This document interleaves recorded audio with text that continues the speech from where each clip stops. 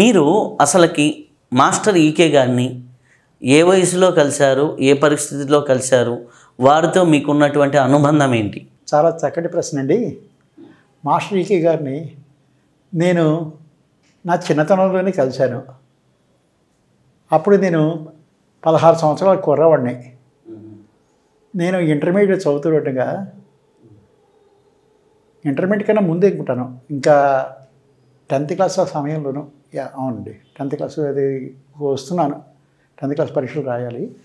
ఆ సమయంలో ఒకసారి నేను మా పూజలని మా నాన్నగారితో పాటు కలిసి విశాఖపట్నం రైల్వే స్టేషన్ ప్రాంగణంలో మాస్టర్ గారి ప్రథమ దర్శనం లభించింది నాకు. చాలా నాటకీయంగా ఆ దర్శనం లభించింది. ఆయన చెప్పాలంటే మా నాన్నగారు నేను కలిసి వెళుతుండగా హఠాత్తుగా మా నాన్నగారు ఆగిపోయారు.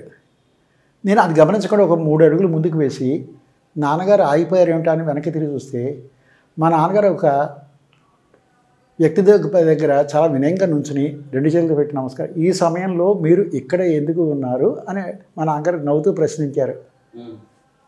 ప్రశ్నిస్తే ఆయన చూసేటప్పటికల్లా ఇలాగా చేతులు ఇలాగే పెట్టుకొని చక్కటి మందస్మితంతో, నేను రామాలయం నుంచి వస్తున్నాను, ఇంటికి వెళ్ళడానికి ట్యాక్సీ కోసం ఇక్కడికి వచ్చి ట్యాక్సీ కోసం ఎదురు చూస్తున్నాను అని చెప్పారు. ఆయన ఎవరో తెలియదు. చాలా ప్రసన్న వదనం, మధురమైన మందహాసం, సుందర వదనం, నుదుటి మీద నిలువుగా బొట్టు చూసి నేను ఆశ్చర్యపోయాను. ఈ రోజుల్లో ఇలాగ బొట్టు పెట్టుకుని ఉన్నవాళ్ళు ఏ పురోహితులు అదే పూజారులు తప్ప మిగిలివాడు పెట్టుకోరు కదా, ఈయనెవరు మంచి హుందాగా ఉన్నారు అని అనిపించింది. తర్వాత మా నాన్నగారు వెళ్ళొస్తామని ఆయన దగ్గర సెలవు పుచ్చుకుని 4 ముందుకు వేశారు. నేను కూడా ఆయనతో పాటు, నాన్నగారండి ఎవరు ఆయన అని అడిగాను. ఆయన గురువు దేవులు పూజ్యులు ఎక్కిరాల కృష్ణమాచార్య గారు అని చెప్పారు. అంతే. ఆ రకంగా ఆయన ప్రథమ పరిచయం అయింది. ఆ సన్నివేశం ఇప్పటికీ కూడా నా కళ్ళ కట్టినట్టుగా ఉంటుంది. ఇది జరిగింది 1970వ సంవత్సరంలో.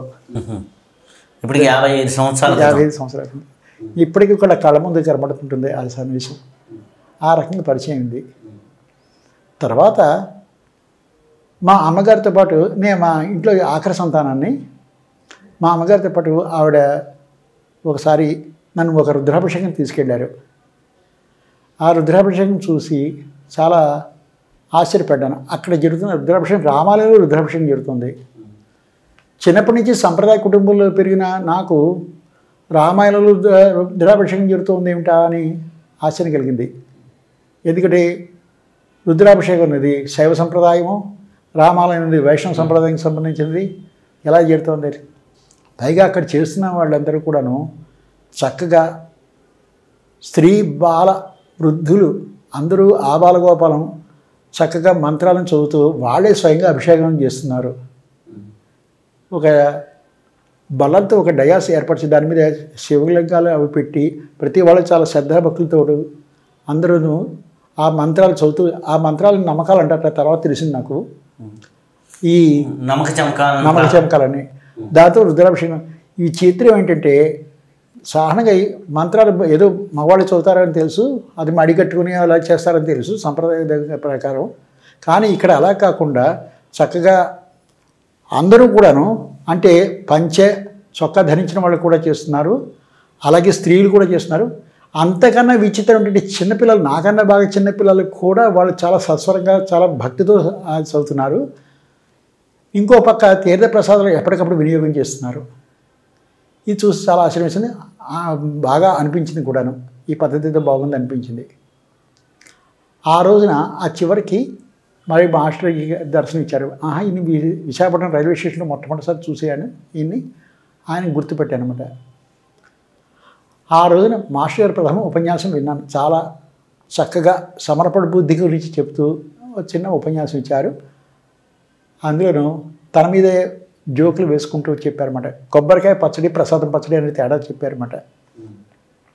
భక్తుడు అయినవాడు ఏం చేస్తాడంటే గుడికి కొబ్బరికాయ తీసుకెళ్ళి కొట్టి అక్కడ ఒక చెప్ప భగవంతుడు సమర్పణ చేసి రెండో చెప్ప ఇంటికి పట్టుకుని పచ్చడి చేసుకుని తింటేట అది ప్రసాదం పచ్చడి అవుతుందట. నాబోటి కృష్ణమాచార్యులు గుడిలో పూజ అర్పిస్తే ఆ ఒక చెప్పు ఉంచేసుకుంటాడేమో అని అనుకుని తానే కొట్టి తానే నైవేద్యం పెట్టేసేసి 2 చెప్పులు సంచిలో వేసుకుని ఇంటికి పట్టుకొచ్చి ప్రసాదం పచ్చడి చేసి ఉంచాడు. వాడికి మిగిలింది కొబ్బరికాయ పచ్చడి మాత్రమే, ఎందుకంటే సమర్పణ బుద్ధి లేక ప్రసాదం పచ్చడి కాదు అతనికి వచ్చింది అని మాస్టర్ గారు ఇలా నవ్విస్తూ చెప్తే చాలా ఆకర్షణీయంగాను బాగా అది కొబ్బరి చిప్ప ఇవ్వడం అనేది సమర్పణ బుద్ధి ఉంటేనే ప్రసాదం అనేది భగవంతుడి దగ్గర నుంచి లభిస్తుంది అని చెప్పడం అన్నమాట. మనం నివేదన ఇవ్వటం వల్ల ముందర అది మామూలుగా ఉంటుంది, అది ప్రసాదంగా మారుతుంది అని ఈ విషయాన్ని చాలా జటిలమైన విషయాన్ని చాలా సూక్ష్మమైనగా సరళంగా అందరికీ అర్థమయ్యేటట్టుగా నవ్విస్తూ ఆకర్షణీయంగా చెప్పడం అనేది అప్పుడే గమనించాను. ఈయన ఎవరు చాలా బాగా ఉపన్యాసం ఇస్తున్నారు, కానీ తన మీద తాను ఎందుకు అలా ఆరోపించుకుంటున్నారు అనిపించింది. నాబోటి కృష్ణమాచార్యులనే తన మీద తన చెప్పుకోవడం అనేది నాకు కొంచెం గమ్మత్తుగా అనిపించింది. సరే, ఆ తర్వాత అలాగే పరిచయం అయింది. తర్వాత మా నాన్నగారు ప్రేరణతోటి మా అమ్మగారు మమ్మల్ని గురు పూజకి తీసుకెళ్లారు. అక్కడ గురువుగారి ఫంక్షన్ చాలా అద్భుతంగా జరిగింది. నేను అప్పుడు ఇంటర్మీడియట్లోకి వచ్చాను. ఇంటర్మీడియట్లో నాకు చదువు చెప్పే లెక్చర్లో నేను ఎవరినైతే బాగా ఇష్టపడతానో ఆ లెక్చరర్లే వచ్చి ఇక్కడ గురువుగారి దగ్గర చాలా వినయ విధేయతలతో ఉండి వాళ్ళు కూడా గురు పూజలో పాల్గొంటూ చక్కగా సేవ చేస్తూ ఉండడం చూసి అమ్మో ఈయన మామూలు ఆయన కాదేమో అనిపించింది. ఆ రకంగా పరిచయంది. ఆ గురు పూజలో విచిత్ర సన్నివేశాలతో మాస్టర్ శ్రీ గారి ప్రేరణ ఉపదేశం పొందాము. అక్కడ మాస్టర్ గారి దగ్గర ఉపదేశం స్వీకరించాము. సిబివి గారి అంటే మాస్టర్ ఈకే గారు గురువు గారు, ఆయన శిష్యులు సివి గారి శిష్యులు మాస్టర్ ఈకే గారు. ఆయన ఎవరికైనా ఉపదేశిస్తే మాస్టర్ సివి నమస్కారం అనే మంత్రాన్ని ఉపదేశంగా ఇచ్చేవారు అనమాట. ఆ రోజున మాకు కూడా ఆ రకంగా ఇచ్చారు. ఆ ఉపదేశం స్వీకరిస్తున్నప్పుడు మాత్రం ఎందుకు ఈ చిన్న వయసులో నాకు ఉపదేశాలు అని నాకంత అనుకుంటూనే తెలియకుండానే ఆకర్షింపబడ్డాను. ఒక పక్క వైముఖ్యత, ఇంకో పక్క ఇదేమిటో కుతూహలము, రెండు పరస్పర విరుద్ధ భావాలతోటి ఉపదేశం స్వీకరించడం జరిగింది. పైగా ఈ ఉపదేశంలో ఆశ్చర్యం కలిగించింది ఏంటంటే ఆ మంత్రం ఏదో ఇంగ్లీష్లో ఉంది, మాస్టర్ సివివి నమస్కారమ్స్ అని. ఇదేంటి ఇంగ్లీష్లో మంత్రాలు ఉంటాయి ఏంటంటే మర్నాడు తర్వాత సమాధానం దొరికింది.